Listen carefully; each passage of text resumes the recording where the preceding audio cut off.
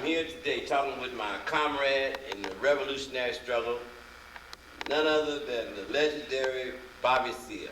And I'm here today rapping with none other than Marvin X. This brother put me in one of his first play, or second or third play. Second play. Second play. Come Next Summer. What was that? A summer's what? Come Next Summer. Come Next Summer. That was the name of it. Okay, yeah, man, I never You forget remember that. that role you played? And I remember you said, no, Bobby, let's prologue this. Then you, after you did all this rehearsal, you said, we're going to prologue this play. So we took a piece of, a part of your poem, Burn, Baby, Burn. So you had a scene like of this lead character was to be rapping and talking and in effect reciting the play, because I love to play myself. Yes. You know. Yeah. And it was burn, baby, burn, safe way, no way, etc. But it got a certain level of lyrics that says, "Oh, the masses, asses." Right. Cool, said the master to the slave. Don't rob and steal, cool. And he wheels in the 350 years of black-ass madness, the hawk guts and cocked hat. That was the line. And Covalis. And Covalis. Bleaching Cream. And Uncle Thomas. And Uncle Thomas, okay. Safeway, those lines, those lyrics was right in line with that new consciousness that was evolving. You know, what was it, 1963, 64 we was doing this play? That was around 64, about 64, 65. Yeah, okay. Okay. So what else, man? But let's go back to, as you were saying earlier about Merritt College. And tell the people how we met and how you met Huey. Wait a minute, when did we really meet, you and I? We met at City College. I know we met at City College. Like you said. Was it 62 or 63? 62. I came there in 62 out of high school. That's right. You and I got to know each other very well because I even went down to your hometown in Fresno. Yeah. That was why you were doing the play. That was later. Okay, that was later. But there was another point. I was working at the War and Poverty office. Still going to American College, but I was working at the War and Poverty office. Your sister in that line. My sister has some important history about that event. Okay. She talks about how Bobby Hutton, Mama didn't want him to be in the thing and so forth and all of that. You know. Well, anyway, in the early days of American College, actually for me, you said you were an engineer and all of that. That's when I went. So tell me again what happened. How you got into blackness? What happened is that here I was, a young man, 26 years of age. I was not married. I'd already done 4 years in the United States Air Force. I'd been out of the Air Force since 1959, and here it was spring semester 1962. I'm enrolled in American College's engineering design major. I'm taking about 9 credit hours a semester, but I work a full-time job at night in the engineering department at Kaiser Aerospace and Electronics. Now, what a lot of people forget, just don't know, is that I had placed myself in the high-tech world where I really wanted to be. I'm at Kaiser Aerospace and Electronics and Engineering Department. I'm doing non-destruct testing, electromagnetic field, black light non-destruct testing on all engine frames of the Gemini missile program and all 3 stages of exhausting housing of the Gemini missile program. And what's happening is I get A's in math, anything in engineering design, architecture design. For me, that was my stick. I always got A's in that kind of stuff. I never got no more better than a C, or C plus in some kind of writing. I wasn't a good writer, but this was my stick. Okay. So I'm walking across the street, spring semester 1962, and there's a street corner rally going on. Well, if I go 2 blocks this way, I'm going to go to my house because I live right across the street from American College. Right. But I come out there when they're talking about the Afro-American Association. Somebody's walking up and down the street. Come here today, tell it like it is. I ain't never heard the phrase Afro-American. First time I ever heard it. So I walk across and I see a dude I know. I said, he must be mixed up with this. That's old William Brumfield. But if you read Huey's books, he referred to this person as Thorne. But his real name is William Brumfield. Richard Thorne. Richard Thorne. Okay. That's right. Richard. But his real name. Okay. See, I knew him when I was 15, 16, 17. He lived in Cordonesis Village with us, and I was buddies with his brother for like 3 years. Okay. So I was in and out of their house, and he was in and out of my house. But Thorne, I know he was a little older now. Yeah. Well, he's that day, 1962, as part of the Afro-American Association. Was Thorne rapping? Was he rapping that day? Spoke. Kenny Freeman spoke. John Thomas spoke. Don Warden spoke. All of them spoke. Okay. And so I'm asking not Richard Thorne, William Brumfield, same Right. person. Yes. What's happening, man? I say, hey, Richard, what's this, man? Not Richard, William, what's this here, man? This Afro-American, some kind of communist stuff. Yes. He said, Bobby, of all people. Uh-huh. And I said, well, Afro-American? I said, hey, man, what are you talking about? Yes. I mean, you have to imagine, I get A's and all this other stuff. Right. But I don't know nothing about my African-American people's history. I know nothing at this point. Okay. So this is the he said, Bobby, you're sitting up here trying to criticize Afro-American as a phrase in reference to us. He said, who are the Sioux? And he said it deliberately because he knew I knew something. I said, their name ain't the Sioux, their name is the Lakota. The word Sioux is a French word. It means cutthroat and ain't got nothing to do with the culture and the history of the Lakota peoples. Yes. He said, so Bobby, does Negro and colored have anything to do with our real true culture and history? Yes. He says, we are descendants of African peoples. I said, you're right, man. You're right. I said, I'm sorry. I said, I see what you're coming from. I said, yeah. I said, Richard. I said, William, I said, I need to read something on Africa. So he suggested Facing Mount Kenya. Right. Which we were also Jomo studying. Right. We were By studying Jomo in Kenyatta. cultural anthropology. This is the first thing I got a hold of to read. I took it to work with me that night. And in between inspecting engine frames, I sit down at my desk and start reading this book. I must have read half of that book that night into the morning. I'm back at school the next morning. I think I missed a class trying to read this book. Right. Yes. So that blew my mind. Tarzan doesn't run after you. We need to say this book was by Jomo Kenyatta, That's who what was I'm saying. also A fighting political with the revolution. Well, that's what Mau I Mau at that time That's in what I Kenya. discovered. Okay. That's what I discovered. Later. Here was a brother Right. who had left Kenya, went to England, got 1 or 2 degrees, came to America, got a degree, went back to Kenya, the East African country, and organized his people in the revolutionary struggle and organized them out from under the yoke of English colonialism. That's what blew my mind. Okay. Wait a minute. Boom. And from there on, everything. I mean, I really focused on civil rights. I focused on what Martin Luther King was saying. In fact, the end of that year, I think, What were some of the other books you read? well, I jumped in. The next thing I got a hold of, Basil Davis' The Slave Trade. I think in 1 or 2, 3 weeks, Basil Davis' Slave Trade, Black Reconstruction by W.E.B. Du Bois, Herbert A. Thacker's documentation of 250 slave revolts from 1800 to 1857, Herbert A. Thacker's documentation of all the wars that black folks had fought into at that time. I got a hold of some of Richard Wright's book, like Black Boy. I got a hold of, first time I ever read Richard Wright. Blew my mind to understand that. I went back to Native Sciences. Wait a minute, as a kid, I went to see a movie about Native Son. Then that's how I'm reading Richard Wright's Native Son. Then that's how I jumped over and I grabbed all the James Baldwin stuff.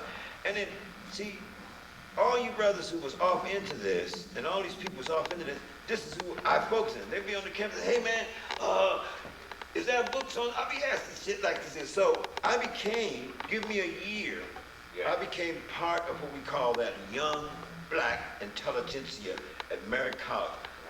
A young black intelligentsia who were critiquing, criticizing, investigating, researching, realizing, understanding, and redigesting a whole new analytical perspective about our history and what we ought to be going. So we need to clarify that, because a lot of people saw that Panther movie and they thought the Panther was just a bunch of hoodlums. Well, that's because Melvin Van Peebles, one, don't know the history. 2, he did a cheap production, a quick $7 million production. He originally started out on only $5 million, had to raise $2 more million just to finish it. So what he was trying to do, what Melvin was really trying to do, I'm gonna say it straight up.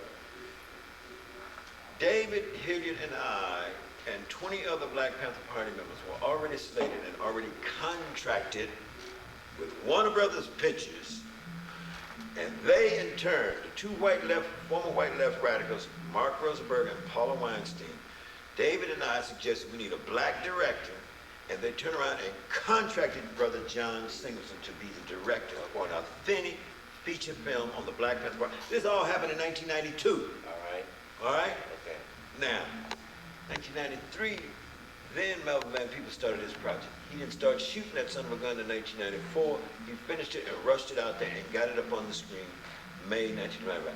When that film came out, Warner Brothers refused to make any more option payment to all these other people who was contracted. Wouldn't make any more option payments even to John Seale. So they dropped the original plan.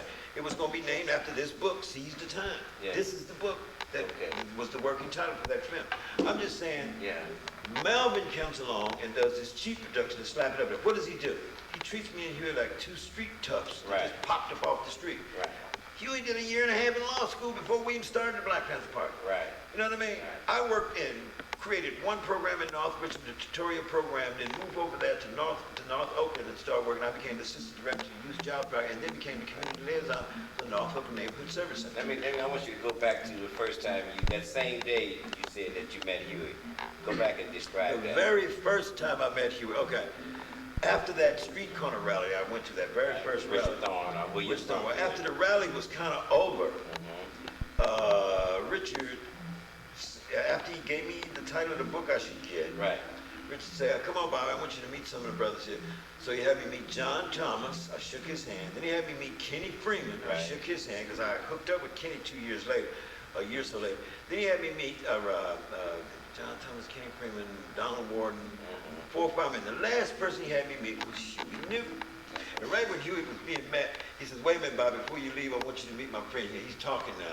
So Huey was there talking, and I like to mimic Huey. He was saying, and he was talking to some sisters, you know. Right. Like, Huey was a pretty boy, 19 years old. Right. I was 26 years old. Huey was 19 years old. Right. So I'm watching this stuff, you know, and Huey is talking to the girls. But Huey is serious about what he's talking about. While the girls, you know, they goo-goo at it. Right. And Huey said, no, and therefore the reason we're concerned is that we want to get rid of the use of Negro, and things like this because these are Spanish terms, and we're not from Spain.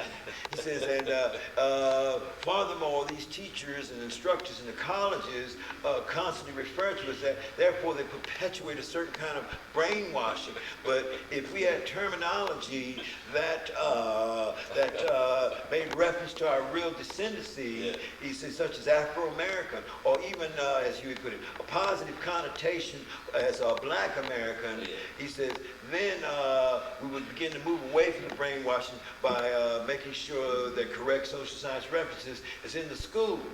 And I says, dang, I says, William, I said, this is a particular brother. I said, he works with you. He said, yeah. He said, we're friends. And that's why I knew they were friends. Huey calls him Richard Thorne. I know his real name is William Brumfield.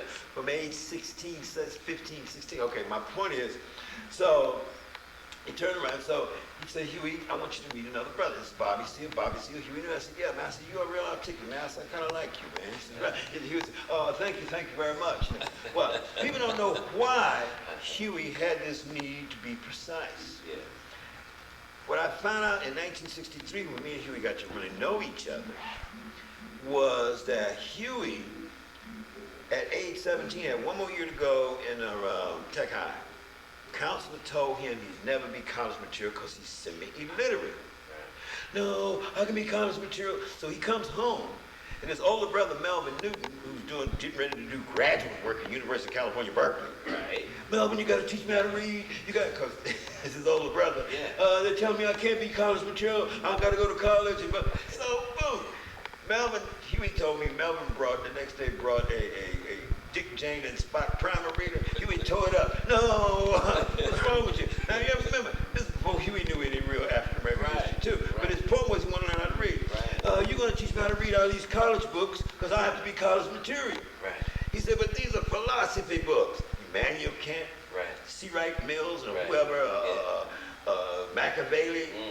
These are the books. You know, you have 20-some-odd books in a graduate course like that. And Huey picked up these books. I want to learn how to read it.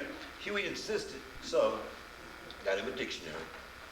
Every word he didn't understand, to highlight, etc. Boom, boom, boom. And then he would go over whole passages to get Huey to know the words and terminology. And Huey literally was consistent with that for a solid year. He did get out of Tech High. He graduated from there. But that is the basis by which Huey learned to read, because he read something, he got into the philosophy of it. So therefore, when you hear Huey, therefore, Afro-American is correct social science reference, this precisely the way he used to talk. You remember how Huey right. So that's all part of that history, man. So What point did you get connected with Ken Freeman, and on what level? Actually, probably, Who was the, I joined the Afro-American Association about 3 months. But when I decided to join 3 weeks later, William Brumfield wasn't around, Huey wasn't around, John Thomas had got out, and Ken Freeman had got out. And I didn't know this. I remember I only met them with a handshake. right?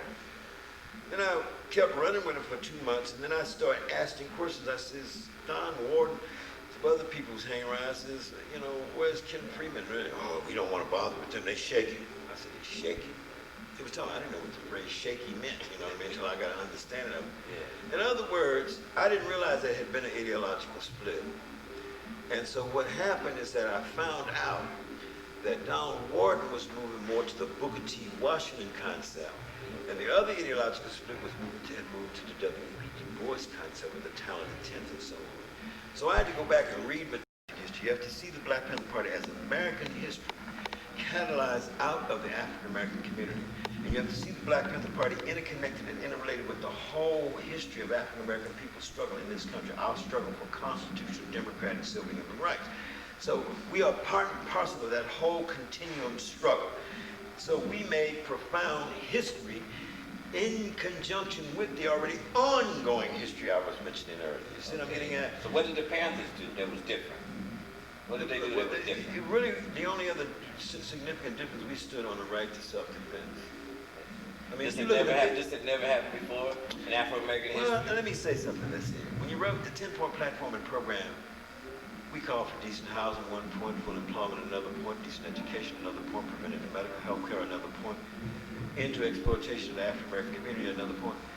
Notice those points. Those are normal, everyday civil rights demands, right, even before we came along. Right. Right? Right. We got to point number 7. We said immediate end to police brutality and also the right to bear arms to defend ourselves against racist police attacks. Damn! Now we getting to something. We're getting ready to raise the contradiction. Right. Number 8 says all black men and sisters who have been tried by all white juries should be released from jail. What we believe, because they have a right to have trials by juries of their peers, therefore they've been unfairly tried. That's right. And then, of course, we summed it up with the 10 land, bread, housing, education, clothes, justice, peace. My point is, you look at that 10-point program. So all we did is decide to capture the imagination of the people on point number 7 by observing the police with legal guns, law books, and tape recorders. Now, we knew the law before we went in there. Remember, Huey had already done a year and a half in law school, so a lot of our research outside of Huey's regular law school, and Huey also integrated, was on the law, from the Constitution right down to the everyday law. We had a legal right by the First Amendment to stand and observe police officers carrying out duty. We had a legal right on the Supreme Court ruling Huey had found right in California that said citizens had a right to stand and observe, etc. Right. This is blowing the cops' minds. This has never happened before. We're well disciplined. Me and big man Elvin Howard, he was the only other brother of the first 6 members of the Black Panther Party who'd been in the military, he and I. Okay. We were the ones that taught the other party members how to use the guns, how to posture with the guns, how to hold the guns, etc. Huey taught the law. Right. And Huey and I together taught the 10-point program and the history of the African-American struggle and where we got to go and what we're going to really be about. So this is the way we evolved with the first 14 or 15 people who really did the work. First patrol of police the week of January 1967. Remember, we didn't start until October 1966. We wrote the program. Okay. But my point is, we were not a bunch of hoodlum thugs, toughs off the street. We were part of a young black intelligentsia Right. who took time to research and know not only our history but the law, and to use that law in our favor as a means to observe police, therefore to try to capture the imagination of the black people in the black community so we can get them to meetings and then better organize them into a political electoral machine. And if we can organize that political electoral machine, then ultimately we can get some political revolutionaries, or a majority of political revolutionaries, for instance, to go into a lot of these city councils. Okay. And if we can control some city councils, then we control an institutionalized function of government.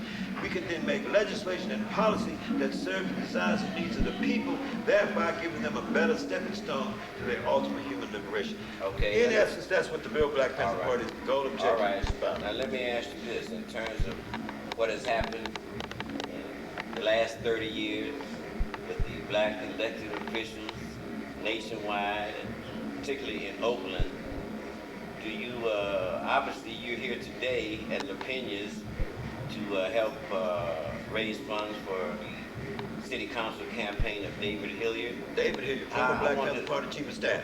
From the time that you started the party, since that time, and when the party was, well, let's say, aborted or whatever, interrupted by the CIA and the FBI and all of that, but nevertheless, we've had 30 years of black elected officials.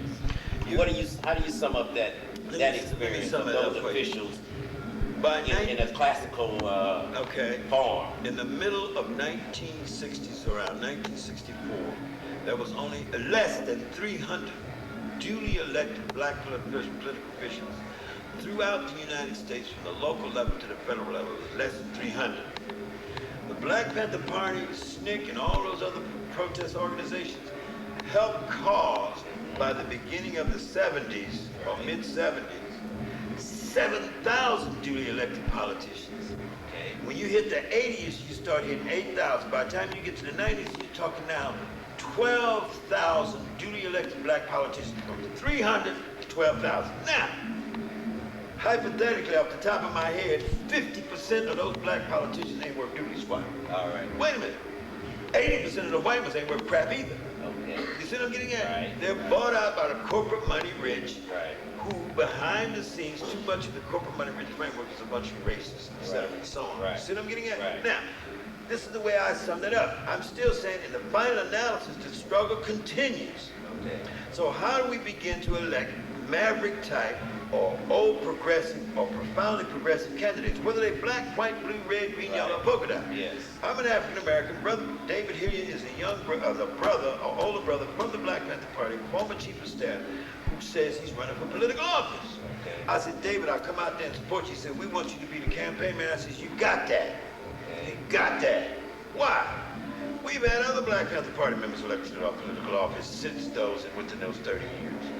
Bobby Rush, probably, 8 years as a city councilman and 6 more years as a congressman of the United States. Barbara Lee, who's now a congressman with Congressman Dillon, worked 5 years directly with the Black Panther Party.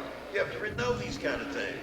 Larry Little and all those brothers down in Winston-Salem, North Carolina, they have one specific city council seat that represents the majority of the black folks in Winston-Salem, North Carolina. That's right. A former Black Panther Party member has held that seat for 26 years since the days of the Black Panther Party. Michael McGee out of Milwaukee, who had the whole big uproar in the early 90s, talking about what he's going to do if these city councils don't start directing some of this money. He finally got some of that money. He's a former deputy chairman of the original Milwaukee branch of the Black Panther Party. So duly elected politics is part of where we were coming from. How do we elect real political revolutionaries? Grassroots brothers and sisters who got shot at, went to jail, was brutalized, and understand what that racist pig power structure is about. These kind of brothers and sisters and people.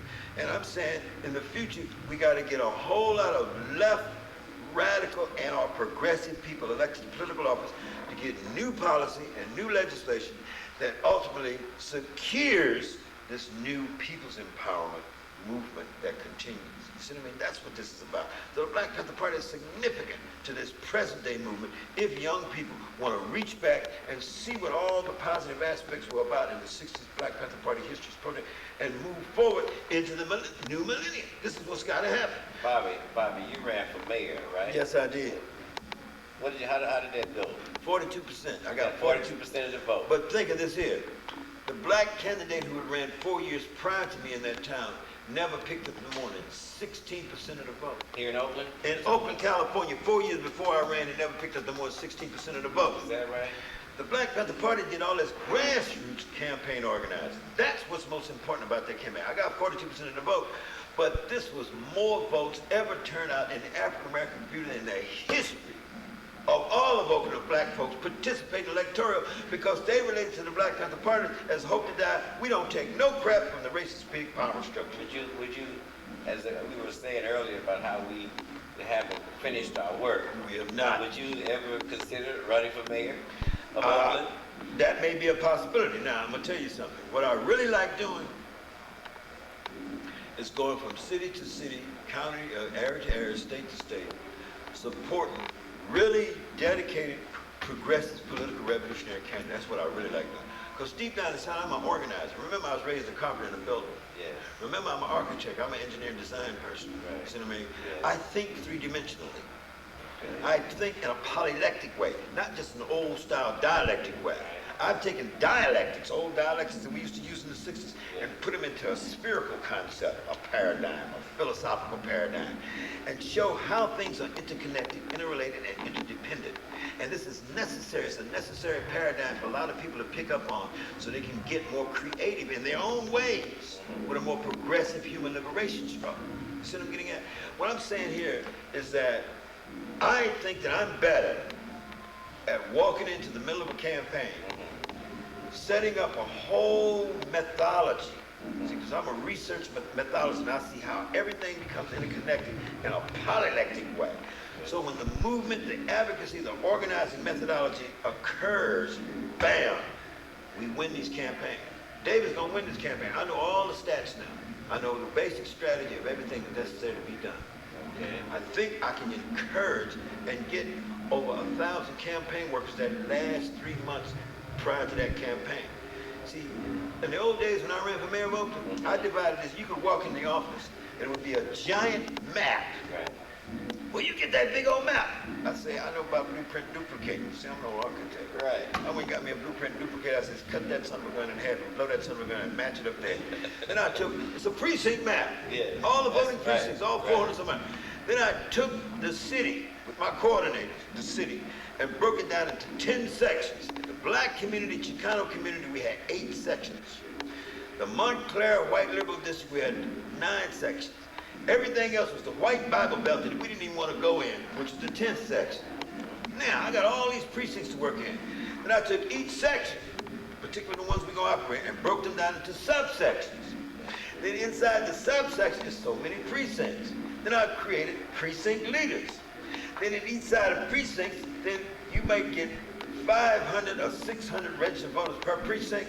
I divide that into 4 and get 4 more precinct workers per precinct. That's how we got that 42% vote. That's how we turn out more black folks vote. We gave away 10,000 full bags of groceries at another point at the Oakland Auditorium with a fat, healthy 3.5-pound chicken in every bag. And I'm not talking about the small bag. I'm talking about the large 1,400 cubic inch bag, that large bag. Yes, People don't even know. We broke it down. I said, William Roberts, because me and him are math. We love each other because math. I said, how many cubic inches? He said, 1,400 cubic inches, Chairman. I said, all right, you guys. I had all the coordinators. I was getting ready to organize 10,000. Because you got some party members that skip. Chairman, you think we can get away? I said, yeah, we can get away 10,000. Because it's methodical organized. That's the way I think. I think like an engineer. I think like an architect, okay? Right. So I said, now how many general cubic inches is a 16-ounce tin? 16-ounce tin of cans of peas. So I said, okay, we want 4 of them in the bottom of the back bag. I said, so that's 1 16-ounce tin, whatever cubic inch that, we're going to multiply that bag, and we took out so many cubic inches. I said, now how many cubic inches is a dozen egg? How many cubic inches is a 5-pound sack of tin? How many cubic inches how many cubic inches is a puff wheat? How many cubic inches is a loaf of bread? I said, nah, what about the chicken, Chairman? I said, the chicken ain't got nothing to do with the cubic inches. You're going to fill up this bag full of grub and put the chicken on top of it. In the party, you had to pay attention with me to all the specifics and the particulars. That's right. Jimmy, they went up and made a banner for the stage, boom, boom, boom. I said, is that banner too short? But Jimmy, I said, measure the stage. I said, get out here, somebody go and buy me 100-foot tape measure. I want to hear now. Here you go, Chad. I said, now measure that stage. Now the stage is 90 feet wide. I said, by the way, since you mentioned that stage, how many feet behind that second main curtain? 40 feet, Chairman. I said, 40 feet. I said, that means 5 8-foot long portable tables will go there, easy, with the banner. I said, all right, I want 2 rows of tables together, 1 foot out in between each of them, all the way across that stage, and give me the surface space on top of the table, surface space under the table, and how many bags can we get there? Measure the bottom of the square inches that take up this area. Boom, for every bag sitting on top of the 2 tables, running all the way back. Boom, boom, boom, boom. They came back and said 6,280 bags, Chairman. I said, now, the rest of them rooms over there on double tables, the same way, surface space, calculate that stuff. Because I don't like this old stuff. Well, I didn't know this. I didn't know. Man, I get to coordinate you. You going to work in the Black Panther Party in them days? He said, no, brother, sit down. Show you how to do this here. When you go out there and get them vegetables out there, see if it's cheaper to get them without the labels. Come to find out, they was damn near a third cheaper. No. Without them printed labels. Yeah, generic. All right? Generic. I mean, this is I think it was Del Monte or Hunts or somebody. Yeah. But without the Without printed the labels, label. I got them even a third cheaper in the wholesale price. I said, run the cans without the labels. So what you do is organize some of them sisters out in the churches. I had 80 chairs spread out in Laney College auditorium, cafeteria, after we clean out all the dining areas. Every other chair. So I have 40 senior sisters out of all the churches. Then we had the Zodiac gang. We gave them a $2,000 bank account if you get progressive and stop being gangbangers. Right on, man. So you have to imagine pallets of canned goods with no labels on the cans. In boxes, though, it says whether they're corn, peas, black-eyed peas, or whatever, right? Now watch this here.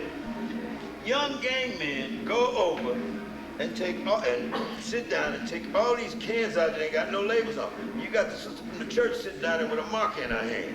She see the box that's in front of her. She marks corn and put it in the box. Corn. The young brother's picking up the cans, putting them back, ready to be put in the bags. So this kind of, see, Marvin, it's like organizing feats. Right. It's also part of our African American people's history of struggle. Not just the platitude statements, not just the great leaders we've had who did make a profound contribution with their lives. I'm not trying to take anything away from them. But the organizing methodology organizing is really a profound characteristic of what the Black Panther Party was about when we talk about that history.